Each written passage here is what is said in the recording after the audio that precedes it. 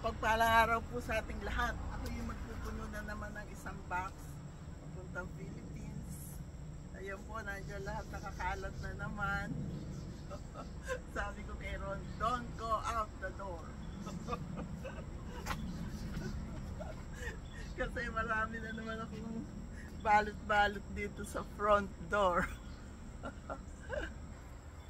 Iba-iba po yan. May Velveeta cheese, dalawa yan. May mga cereal.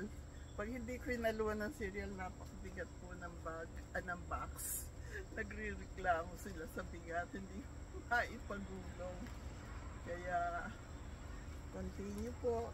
Madami po tayong ilalagay dyan. Bagong bag. Para kay Jenalyn, no? Kung sino magkagusto. Tagaktak na pawis ko. Kailangan matapos ko ngayon ito.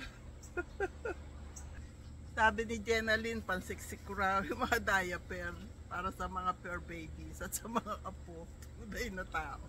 At yung iba sa mga alaga naming mga fur babies. Ito, madami pa.